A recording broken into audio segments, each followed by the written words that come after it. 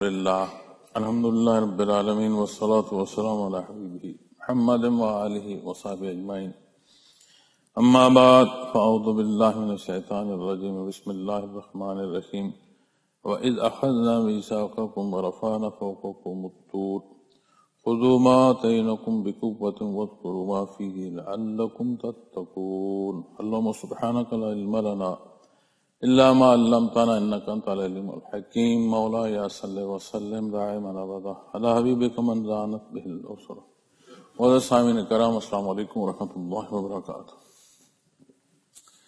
شاد باری تعالیٰ ہے، اور جب ہم نے تم سے عہد لیا اور تم پہ طور کو معلق کر دیا کہ جو کچھ ہم نے تمہیں دیا ہے اسے مضبوطی سے اختیار کرو اور جو اس میں ہے اسے یاد کرو تاکہ تم پرہیزگار بن سکو۔ معزز سامعین کرام، بنی اسرائیل کے حالات بیان فرمائے جا رہے ہیں، اور یہ لوگ نبی کریم صلی اللہ علیہ وسلم کی مخالفت پہ لگے ہیں، ڈٹے ہیں، اور اللہ کریم انہیں ان کے وہ حصے یاد دلا رہے ہیں جو رب کائنات نے ان پر احسان فرمائے۔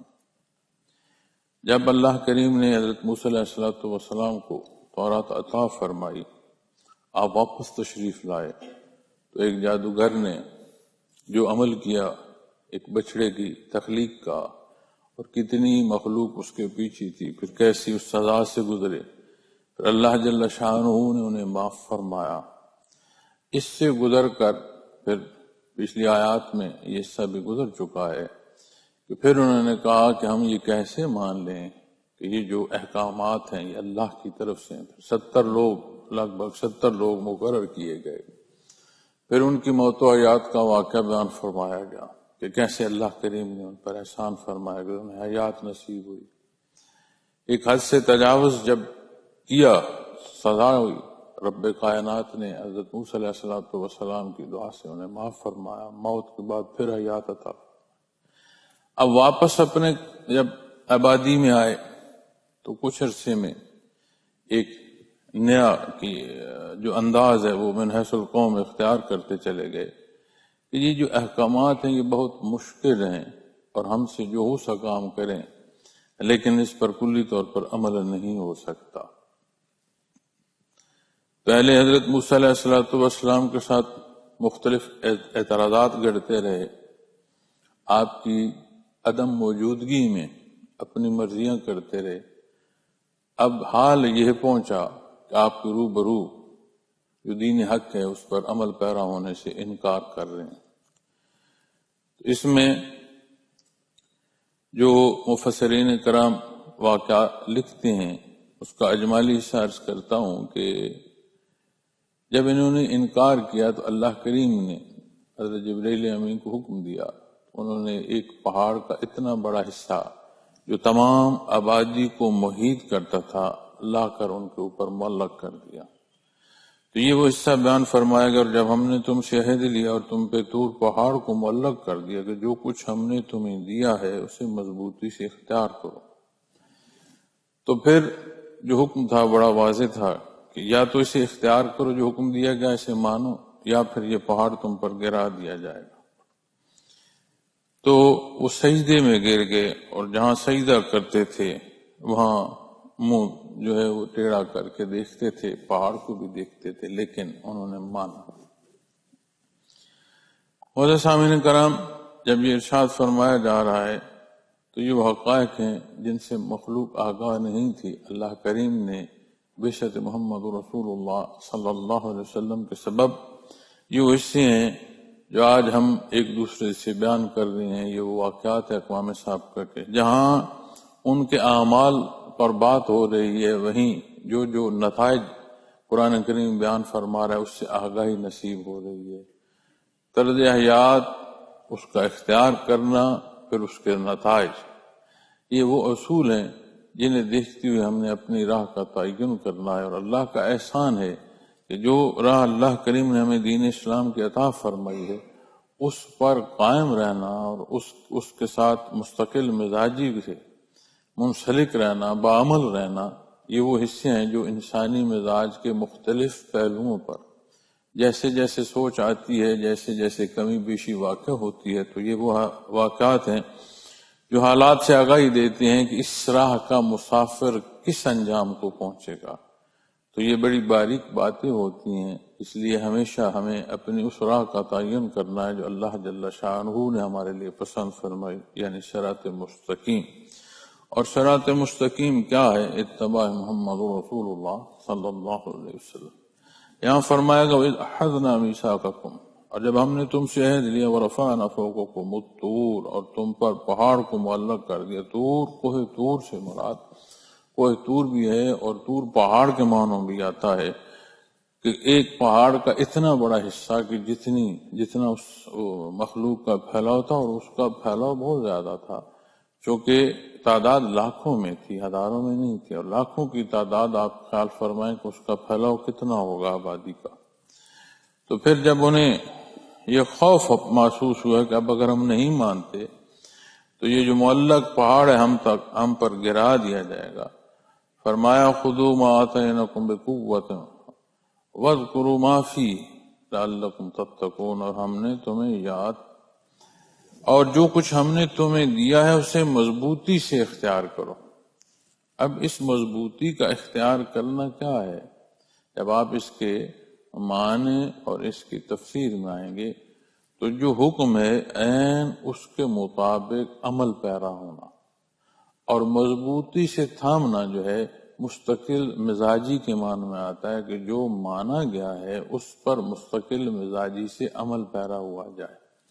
اب جو شریعت اللہ کریم نے انہیں عطا فرمائی کہ نہ صرف اسے مانو بلکہ اسے اختیار کرو، چونکہ اقرار جو ماننے کی حد ہے وہ تو وہ مان رہے ہیں، اس پر عمل نہیں کر رہے، عمل سے وہ گریز کر رہے ہیں، تو اسے مضبوطی سے اختیار کرو. جو اللہ کریم نے عطا قوت وقت کرو اور اس کے اختیار کرو، اور اسے یاد کرو ما فیہ جو اس میں ہے، یعنی اس کا جاننا، اس کا عمل کرنا اور اس عمل پر قائم رہنا. یہی آج ہمارے لیے اس میں سبق بھی ہے. اللہ کریم نے احسان فرمایا، ہمیں مسلمان پیدا فرمایا، کثیر تعداد ہے، اور اللہ جل شانہ کا احسان ہے کلام ذاتی سے نوازا، اور اللہ کا بہت بڑا احسان اجماع امت آج ہم تک پہنچانے کا سبب ہے اس راہ کی. جہاں جتنی جس کو محنت نصیب ہوئی اللہ کریم اس کی محنت قبول فرمائے. اور آج ہم جیسے کمزور علم لوگوں کے لیے دین کا جاننا لازم تو ہے، لیکن اللہ کریم نے جو اسباب ہمیں عطا فرمائے اس سے سہل اور آسان ہے. تو معزز سامعین کرام، ایک حصہ بحثیت مسلمان اقرار تو ہے، پھر دوسرا حصہ جو آتا ہے جاننے کے ساتھ جو عمل کا ہے اور صدقے دل سے عمل کرنا، اور جو عمل پیرا ہے اسے اس پر مستقل مزاجی سے عمل پیرا رہنا ہے. ایسا نہیں ہے کہ وقتی لمحاتی بات ہے، ایک جذباتی بات ہے اور اسے اختیار کیا اور چھوڑ دیا. پھر فرمایا اور اس سے حاصل کیا معافی ہے، اس سے اس جو دیا گیا ہے جس کو وذکروا ما فیہ فرمایا گیا لعلکم تتقون، تاکہ تم پرہیزگار بن سکو. یعنی اس کا فائدہ اختیار کرنے والے کو حاصل ہو رہا ہے، اسے تعلق مع اللہ کی وہ کیفیت اور حال نصیب ہو رہا ہے کہ وہ ہمہ وقت رجوع اللہ ہو رہا ہے، اور یہ بہت بڑا اللہ کا احسان ہے. لیکن اس کیفیت حال کو سمجھنے کے لیے یہ ضروری اور لازم ہے کہ عمل اختیار کیا جائے. آج ہم بام گفتگو میں کتنی بار یہ باتیں سامنے آتی ہیں کہ دعا کی جائے کہ ہم نماز کے پابند ہو جائیں، دعا کی جائے کہ ہم ذکر اذکار کی جو ہیں اس میں پابند ہو جائیں. تو معزز سامعین کرام، اس کے ساتھ وہ جو ایک اپنی تئیں کوشش اور کاوش کی ہے اسے چھوڑ دیا جائے اور کہا جائے کہ از خود یہ عمل ہو جائے، تو دنیا عالم اسباب ہے، اس میں سبب اختیار کرنا ضروری ہے اور یہی صحیح طریقہ ہے. تو جب اختیار کوئی کرتا ہے تو اس اختیار کا فائدہ جس نے اختیار کیا صاحب اختیار کو ہی نصیب ہو رہا ہے. لعلکم تتقون، وہ ذات رب العالمین ہے، اور مخلوق کو رب العالمین سے، خالق سے وہ تعلق کے خشوع خضوع اور وہ حاضری کہ وہ ہر لمحے ہر لحظے اپنے آپ کو اپنے اللہ کے روبرو محسوس کر رہا ہو. وَنَحْنُ أَقْرَبُ إِلَيْهِ مِنْ حَبْلِ الْوَرِيدِ. اب یہ جو قرب ہے اس کی اپنی کیفیات اور حال ہیں. معیت باری تعالیٰ کا احساس کہ قرآن کریم فرماتا ہے تم جہاں کہیں ہو اللہ کریم جو ہے وہ تمہارے ساتھ. اب اس ساتھ کی وہ کیفیت، وہ حال کہ جو لعلکم تتقون، متقی کا درجہ کیا ہے، تقوی کیا ہے، کہ وہ کیفیت اور حال جو حقیقت میں ہے تو وہ محسوس ہو، اسے محسوس کر سکے، اس احساس کا اثر ظاہر تک پہنچ سکے، تو وہ آئے گا کہ اللہ کریم شاہ رگ سے بھی قریب. اب شاہ رگ سے قریب کہنا اس سے مراد یہ نہیں ہے کہ شاہ رگ ہی مراد ہے، یہ قرب کے معنوں میں لیا گیا ہے کہ قریب ترین کے معنوں، ورنہ تو شاہ رگ کے اندر بھی پھر خلیے ہوں گے، اس کے اندر بھی خون بہتا ہوگا. تو جو بات عمومی یا عام الفاظ میں کہی جا سکتی ہے وہ یہ ہے کہ اتنا تو ہم خود اپنے قریب نہیں ہیں جتنا اللہ رب العالمین کی ذات قریب. اور یہ قرب ہر طرف ہے. نور ایمان اس قابل کرتا ہے اس قرب کی شناسائی.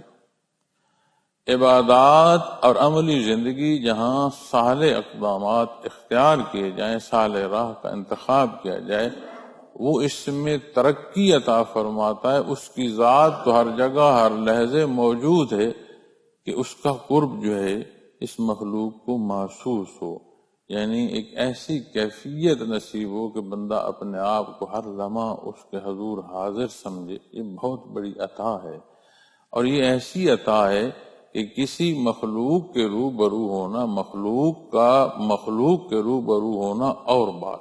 اس لیے کہ مخلوق نہاں خانے دل سے واقف نہیں ہے، وہاں کے اسرار وہ نہیں جانتی.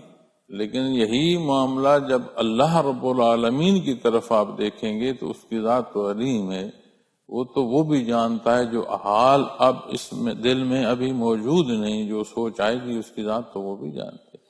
تو پھر پاکیزگی اور اخلاص، اور جسے نبی کریم صلی اللہ علیہ وسلم نے نیت بیان فرمایا ہے کہ نیت جو ہے وہ بڑی بنیادی حیثیت ہے. وہاں سے جو محرک نیت اور نیت سے عمل تک چیز کو پہنچاتا ہے، وہاں سے ایک پاکی اور ایک جو ہے پاکیزگی ہے وہ نصیب ہوتی ہے. تو لعلکم تتقون نتیجے میں عطا مخلوق کو ہو رہی ہے. تو دوسری بات جو سمجھنے کی ضرورت ہے، عبادات کا اختیار کرنا اللہ رب العالمین پر احسان نہیں ہے. اللہ کی تخلیقات کی ضرورت ہمارے وجود پوری نہیں کر رہے، یہ اس کا حکم ہے جو ہر شے کو اس کے مقام پر کھڑا کیے ہوئے ہے. تو جو بھی عبادت کرے گا، جو بھی اعمال اختیار کرے گا، وہ اس سے متعلق جو نتائج ہیں وہ خود ہی اس کو دیکھے گا. صالح ہوں گے تو پھر صالح جواب آئے گا، صالح نتائج آئیں گے. طالع ہوں گے تو پھر اسی طرح کے مطابق جو ہے وہ تکلیف دہ زندگی جو ہے اسے دیکھنا پڑے گا. فرمایا ثم تولیتم من بعد ذلک، پھر اس کے بعد تم پھر گئے. اللہ کریم معاف فرمائے، کیسا غفور رحیم ہے کہ محتاج مخلوق اتنی، ایک لحظے کا انقطاع. آج ہم جب اپنا موازنہ کرتے ہیں تو ہمارے نزدیک اللہ کی رحمت کی کوئی اگر کہیں بس رہا ہے تو اسے بہت زیادہ مزید فائدے نصیب ہو رہے ہیں، منافع مل رہے ہیں، مال و دولت مل رہے ہیں، اس پر اللہ کی بڑا فضل ہے، راضی ہے، اسے عطا فرما رہا ہے. آپ روز کی ضروریات یا تکمیلی ذرائع ان پر بحث کر رہے ہیں. اس بحث کو واپس اپنی چلتی سانس کی ایک ایک لمحے اور دل کی ایک ایک دھڑکن تک لے جائیں تو یہ سارا کچھ اس کی رحمت سے اور اس کی عطا سے. کیونکہ ایک لحظے کا رحمت باری تعالیٰ کا انقطاع زندگی کو تعطل یا روک نہ دے، واپس عدم ہو جائے، شے بچے کو نہیں، ہر شے ختم ہو جائے. اور وہ کیسا غفور الرحیم ہے. یہ جو مخلوق محتاج ہے، لمحے لمحے کی محتاج ہے، کیا کر رہی ہے اور وہ کیا اسے جو معافی عطا فرما رہا ہے. کیسا غفور الرحیم ہے، معاف فرمانے فرمایا ثم تولیتم من بعد ذلک. اتنے بڑا کچھ دیکھنے کے بعد پھر تم انکار کر. اب دیکھیں کہ کیسی کیسی خرق عادت معاملات سے یہ قوم گزری. یہ کوئی عمومی بات تو نہیں ہے جیسے فرمایا گیا کہ پہاڑ کو تمہارے اوپر معلق کر دے. یہ کوئی عمومی بات تو نہیں ہے کہ جتنا دائرہ اس مخلوق کا ہے، اس آبادی کا، اس کے اوپر ایک پہاڑ اور معلق ہے اور ایک درجے پر آ کر رک گیا ہے. جب وعدہ کیا اور وہی پہاڑ وہاں سے کتنی بڑی خرق عادت معاملہ پیش آیا. یہ کوئی عمومی بات تو نہیں، ایسے کیسے ہوتا؟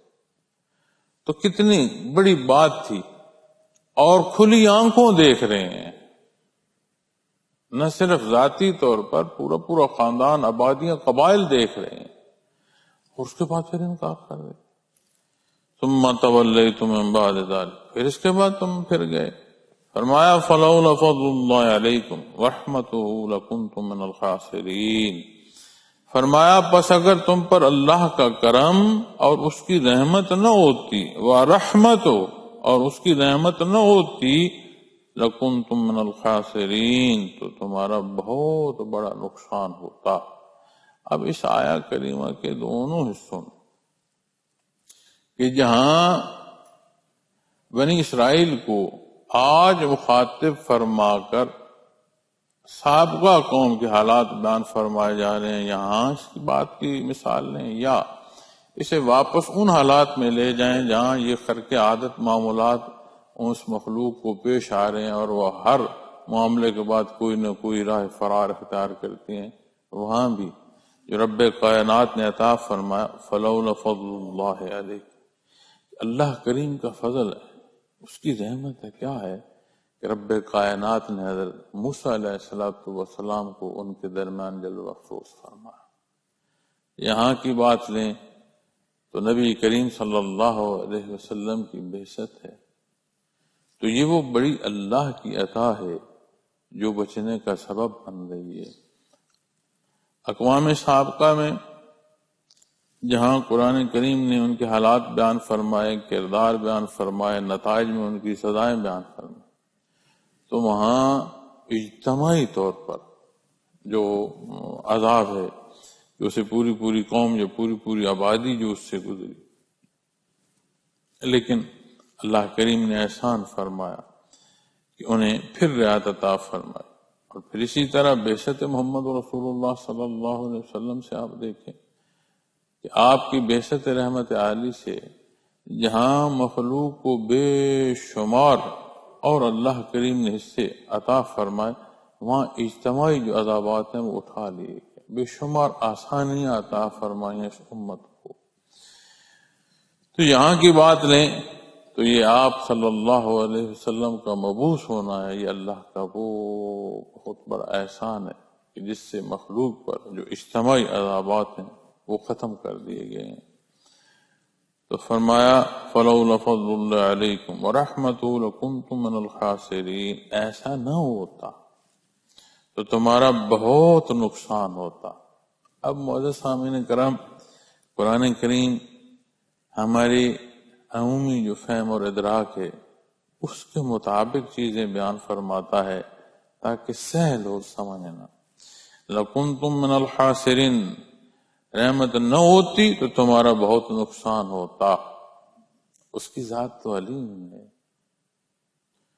تو ازل سے جانتا ہے، تو اسے معلوم ہے کہ کہاں کہاں یہ غلطی کریں گے.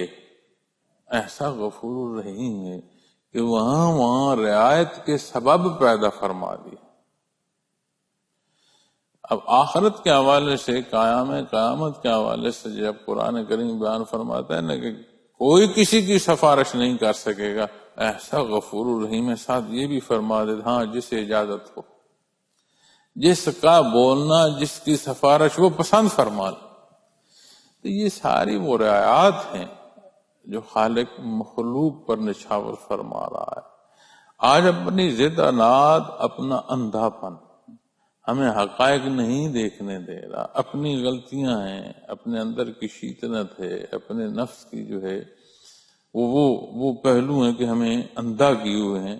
معزز سامعین کرام، جب ملک الموت وارد ہوتا ہے تو اس وقت کا کلام جو قرآن کریم بیان فرماتا ہے، اس وقت جب کہتے ہیں نا نظر ٹھہر گئی، تو وہ جواب سوال میں اس وقت پھر بندہ مان رہا ہوتا. کہ حقیقت ہے کیا اور میں کیا کرتا رہا ہوں، تو قیامت کو تو ہر کوئی مانے گا۔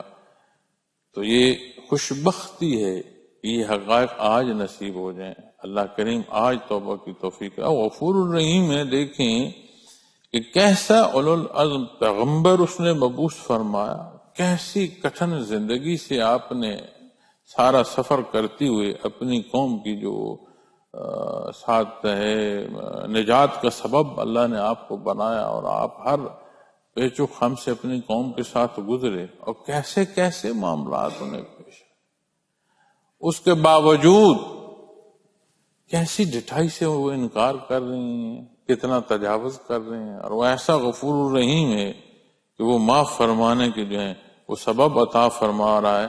اور جب یہاں فرمانا لَكُنْتُم مِّنَ الْخَاسِرِينَ، تو تمہارا بہت نقصان ہوتا، لیکن اس نقصان ہونے سے پیشتر اس کا فضل اور اس کی رحمت یہ مخلوق پر اس نے عام فرمائی ہوئی۔ اب اتنی ساری بڑی عطا، استعداد اور اس حقیقت سے آشنائی، اگر ان سارے عوامل کے بعد پھر بندہ زیادتی پر قائم ہے معزز سامعین کرام، تو پھر وہ اپنا نقصان کر رہا ہے، کسی اور کا نقصان نہیں کر رہا۔ آج کسی عام آدمی سے بھی پوچھیں، کم علم سے بھی پوچھیں، جو معاملات دنیا میں بہت آگے نہیں ہے، کمزور ہے، اس سے پوچھیں تو وہ بتائے گا فرائض کیا ہے، نماز کی اہمیت بتائے گا، حلال حرام بتائے گا، صحیح غلط کی پہچان رکھے گا۔ اور جب یہ پوچھا جائے کہ یہ ساری شناسائی تو ہے، عمل کیا ہے، وہاں ہم پھر شرمندہ سے ہو کر اپنا جو ہے وہ منہ پھیر لیں گے۔ کیا سبب؟ مان رہے ہیں لیکن اسے عمل تک نہیں لا رہے۔ تو یہ جو بنی اسرائیل کے واقعات بیان فرمائے جا رہے ہیں معزز سامعین نے کہا کیا انہوں نے انکار کیا تھا اللہ کا؟ کیا وہ حضرت موسیٰ علیہ السلام کی ذات کا انکار کیا تھا؟ نا، مان رہے تھے لیکن وہ ماننا اپنی شرائط پر چاہتے تھے جیسا وہ چاہتے۔ آج جو ہم مان رہے ہیں اور عمل نہیں کر رہے، اس کا معنی کیا ہوگا؟ ایسا غفور الرحیم ہے کہ یہاں ہمیں کیا نصیب ہو رہا ہے، فَلَوْلَا فَضْلُ اللَّهِ عَلَيْكُمْ وَرَحْمَتُهُ لَكُنْتُم مِّنَ الْخَاسِرِينَ۔ ہم اس خسارے سے کیسے بچ رہے ہیں؟ رب کائنات کا احسان ہے، آپ صلی اللہ علیہ وسلم کی نبوت اور رسالت کی جو برکات ہیں جاری و ساری، یہ وہ سبب ہے جو رب کائنات نے ہم پر احسان فرمایا۔ اسے معلوم تھا کہ ہم کیسے ہوں گے، ہم کیا کر رہے ہوں گے، اور اس نے کیسی رعایت عطا فرمائی۔ لیکن معزز سامعین کرام، حقیقت حال یہ ہے کہ یہ جو روانی ہے یہ ہمیشگی کی نہیں ہے، اس میں نہ صرف انقطاع آئے گا بلکہ ایک ایسی کروٹ آئے گی جو حیات کا جہان ہے اسے بدل دے گی۔ جسے قرآن کریم برزخ فرماتا ہے، پردہ بیان فرماتا ہے، اس حال سے جب زندگی کروٹ لے گی تو پھر بندہ برزخ میں ہوگا، اور پھر برزخ میں جب پہنچے گا تو کتاب اعمال کی بند ہوگی۔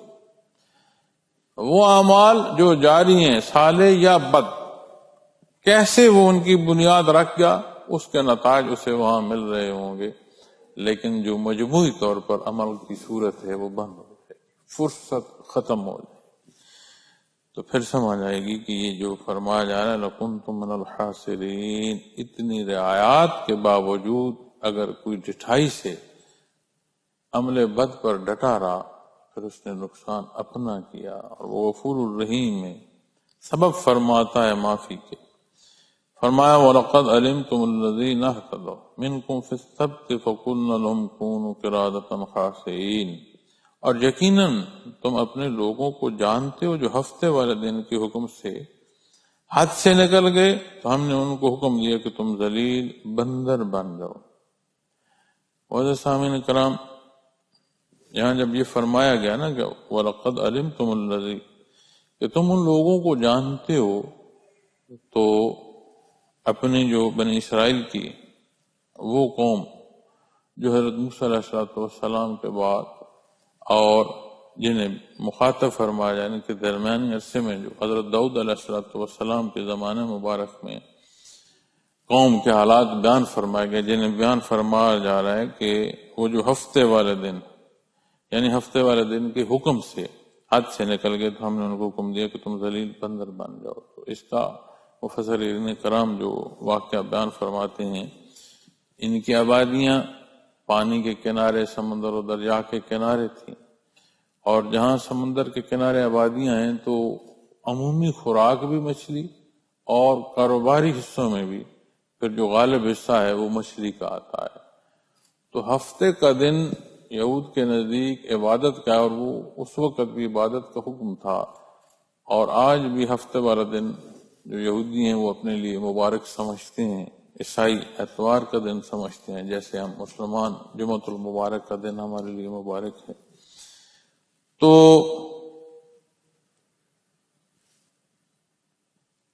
وہ سمندر کنارے آبادیاں ہیں، انہیں اللہ کریم کا نظام ہے، ایک امتحان ہے، ابتلاء ہے، دنیا ساری زندگی ساری ایک امتحان ہے۔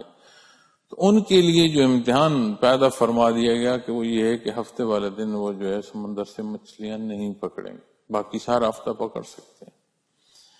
اب اللہ کی شان ایسا امتحان بنا کہ وہی مچھلیاں اس ہفتے والے دن اتنی عام ہوتی ہیں اور کنارے پر آ جاتی ہیں کہ دیکھنے سے بھی نظر آتی ہیں، اور باقی ہفتہ بھر جب اس کے شکار کے لیے محنت کرنی پڑتی۔ تو انہوں نے آہستہ آہستہ پھر اس کا حل نکالا، کچھ کنارے پر ایسے گڑھے کھودے، ان گڑھوں سے نالی بنا کر سمندر تک اس پانی کا تاکہ گڑھے تک جائے۔ تو جب مچھلیاں کنارے پر آتی تو اس پانی میں بہہ کر ان گڑھوں میں چلی جاتی، پیچھے کسل وغیرہ رکھ کے اس گڑھے کو بند کر دیتے۔ بعض مفسرین کرام یہ بھی ارشاد فرماتے ہیں، تحریر فرماتے ہیں کہ کوئی ایسا سبب کہ کنڈی، دھاگا یا جال کا سبب کرتے کہ وہ ہفتے والا دن اس میں پھنس جائیں، اٹک جائیں، تو وہ اگلے دن اس کو اتوار والا دن نکال لیں گے۔ اب ہفتے والے دن مچھلی کا پکڑنا منع ہے، اور وہ ایسا ہیلا تراش رہے ہیں جس سے حکم عدولی ہو رہی ہے۔ تو قوم تقسیم ہوگی، کچھ وہ لوگ جو حضرت داؤد علیہ السلام کے ساتھ، ان کی تعداد بہت کم تھی، جو ان کو اس بات سے روکتے تھے اور اس عمل کو جو ہے وہ غلط سمجھتے تھے، اور کچھ وہ تھے جو بین تھے، بس ٹھیک ہے جو ہو رہا ہے نہیں ہو رہا وہ اس میں بین تھے، اور کثیر تعداد وہ تھی جو اس حق میں تھی۔ اور مفسرین کرام اس بحث میں یہ بھی لکھتے ہیں کہ یہ تو ابتدا ہے، بعد میں وہ ظاہری اور کھلے ہاتھوں بھی جو شکار کرنا شروع کر دیے۔ تو جب باہم گفتگو ہوئی اور انہیں سمجھانے کی کوشش کی گئی اور ان کے عمل بد سے روکنے کی کوشش کی گئی، تو انہوں نے اس آبادی میں ایک دیوار بنا دی کہ بھائی ٹھیک ہے تم پرہیزگار ہو تو تم آبادی کی اس طرف رہو، اور ہم جیسا رہ رہے ہیں، ہم جو چاہ رہے ہیں ہم وہ کر رہے ہیں، ہم جانے ہمارا کام جانے، آپ جانے آپ کا کام جانے۔ اب آبادی سے وہ لوگ جو سہ لیتے انہیں الگ کر دیا، آبادی صرف ان کی رہ گئی جو انکار کر رہے ہیں، ضد کر رہے ہیں، حکم عدولی کر رہے ہیں، یا جو ماں بہن۔ تو ایک صبح جب دوسری طرف عجیب چیخو پکار تھی، تو وہ جو صالح حصہ ہے انہوں نے جب دیکھا دیوار کی دوسری طرف بندر اور خنزیر ہیں، مخلوق تو ہے کوئی نہیں۔ تو مفسرین کرام لکھتے ہیں کہ جو جوان لوگ تھے وہ بندر، اور جو بوڑھے لوگ تھے وہ خنزیر کی شکل میں جو ہے ایسا ان پر عذاب نازل ہوا کہ ان کی شکلیں جو ہیں وہ اس صورت میں تبدیل کر دی گئیں۔ تو حیران پریشان جب اس مخلوق کا حال دیکھتے ہیں تو اب عزیز داری یا پہچان تو تھی، تو وہ اپنے اپنے رشتہ داروں کی طرف لپکتے اور اسی حال میں رہتے، اور کچھ وقت 2 دن 3 دن کچھ وقت رہے اسی سزا میں، جب اللہ کو منظور ہوا تو اس کے بعد پھر ختم کر دیے گئے۔ تو ایک سوال نبی کریم صلی اللہ علیہ وسلم کی خدمت عالی میں عرض کیا گیا کہ یا رسول اللہ صلی اللہ علیہ وسلم، یہ جو آج بندر اور خنزیر ہیں کیا یہ اسی قوم سے اور انہی حالات سے کہ ان قوموں پر جن پر عذاب نازل ہوا انہی کی نسل سے چل رہے ہیں؟ تو صحیح مسلم کی حدیث شریف ہے، آپ صلی اللہ علیہ وسلم نے فرمایا کہ نہیں، جس قوم پر ایسا عذاب نازل ہوا کہ اس کی صورت بدل دی گئی، وہ تھوڑے وقت کے بعد ختم کر دی گئی، اور یہ جانور جو ہیں ان دو صورتوں میں یہ ان سے پہلے بھی دنیا میں موجود تھے۔ تو معزز سامعین کرام، جب بات شکلوں کی آئے گی اور اس سے متعلق جو چند گزارشات پیش کرنا چاہوں گا، تو وقت کم ہے، تو انشاءاللہ اگلے بیان میں یہ گزارشات اس حوالے سے بھی عرض کروں گا کہ وہ صورتیں جو ظاہراً بدلی اور بعثت محمد رسول اللہ صلی اللہ علیہ وسلم سے جہاں اس طرح کے اجتماعی عذابات اٹھا دیے گئے، تو پھر صورتوں کا جو حال ہے وہ پھر کیسا ہوتا ہے، پھر جو ہمارے اعمال ہیں ان کے اثرات کیسے ہوتے ہیں۔ انشاءاللہ زندگی رہی تو اگلے جمعۃ المبارک میں اگلے بیان میں گزارشات پیش کروں گا۔ وآخر دعوانا الحمد للہ رب